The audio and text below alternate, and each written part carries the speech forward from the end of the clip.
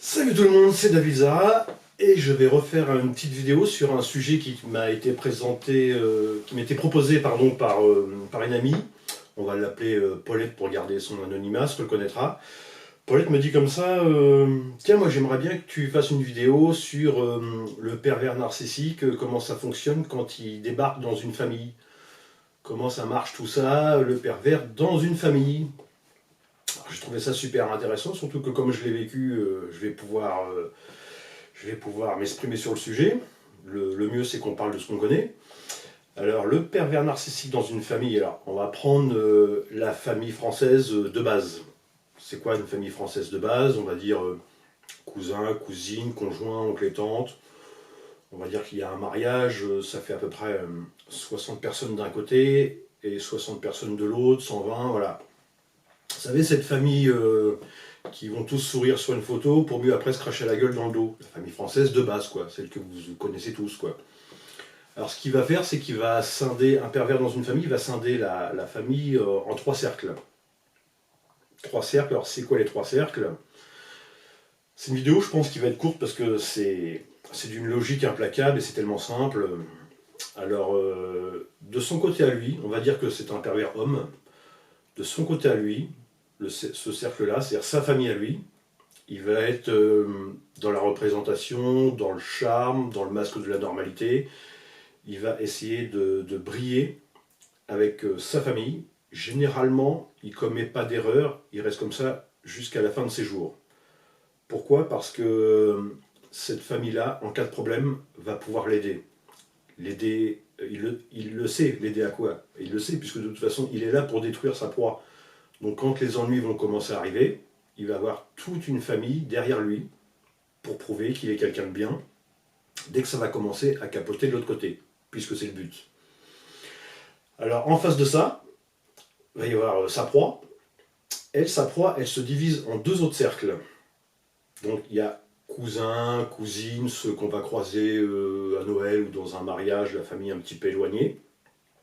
Ce cercle-là, il va le traiter de la même manière que son cercle à lui de sa famille. Pourquoi? Parce que le but, c'est de démolir le troisième cercle.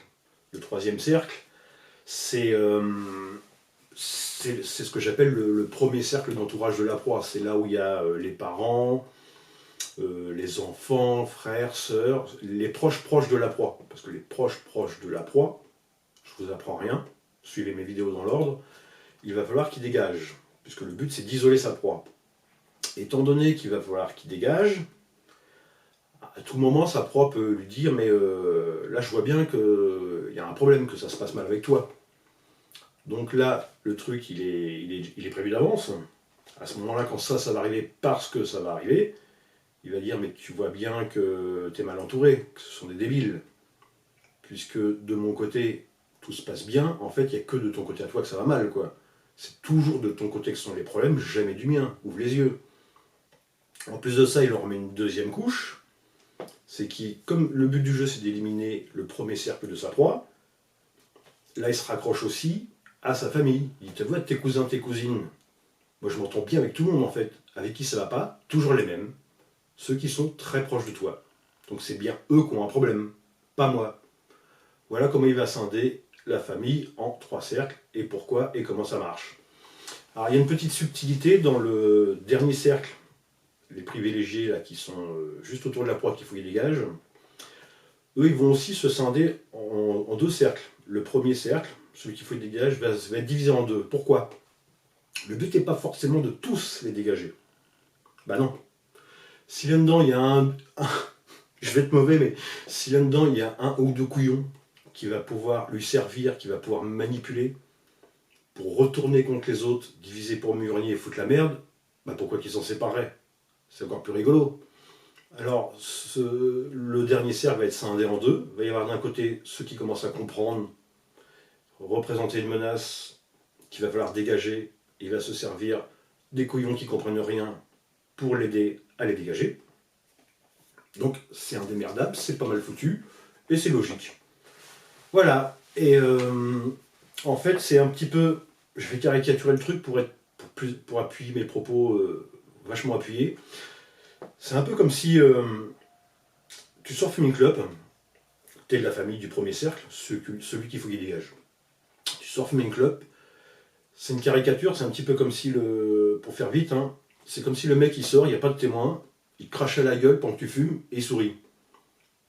Toi, tu peux pas rentrer et dire le mec là, il vient de me cracher à la gueule, ça coule encore, il vient de me cracher à la gueule. C'est un malade quoi, tu peux pas dire ça.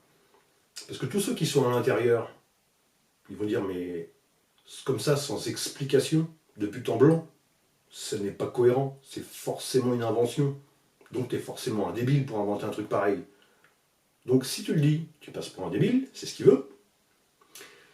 Et si tu le dis pas, ça veut dire qu'à la prochaine cigarette, tu reprendras un crachat dans la gueule.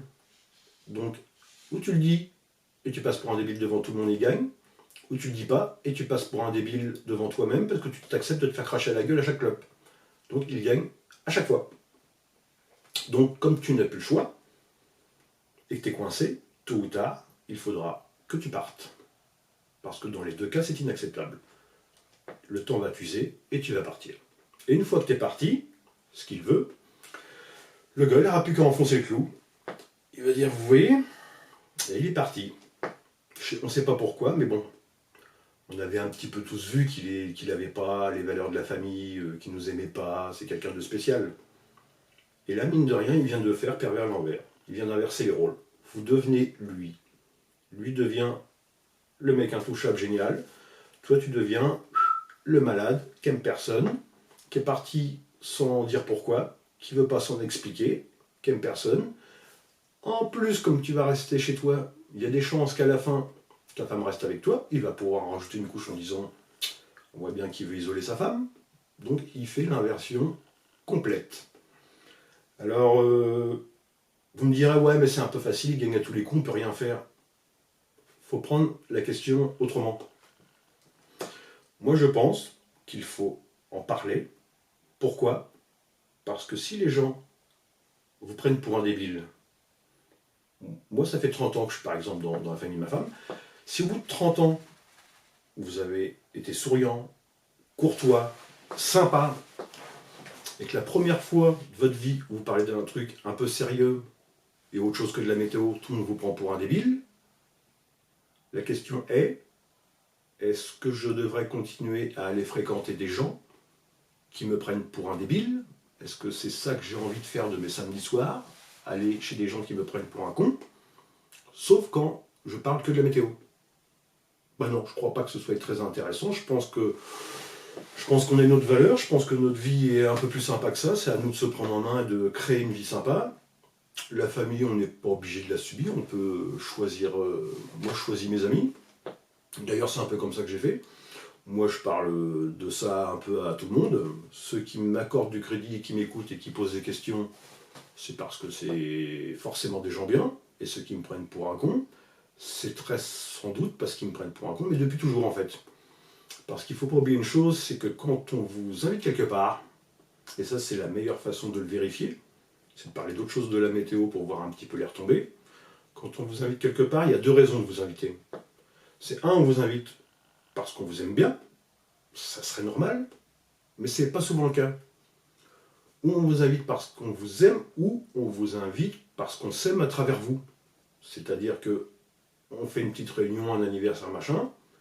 Il y a beaucoup de gens aujourd'hui qui se disent on va inviter le maximum de monde pour le nombre, pas pour ce qu'on pense d'eux, pour ce qu'ils représentent. C'est-à-dire que s'il y a beaucoup de gens autour de nous, ça va nous permettre de croire que c'est parce qu'on nous aime beaucoup, et on va pouvoir s'inventer comme ça une vie qui va venir masquer la merde. Généralement, si vous avez besoin de croire qu'on vous aime beaucoup, c'est peut-être parce que, justement, vous avez un doute et que vous aimez pas beaucoup. Ça s'appelle exister au travers du regard des autres et pas pour ce que sont les autres. Alors c'est un petit peu le moment justement d'en parler pour remettre un petit peu la merde, pour voir qui vous avez en face.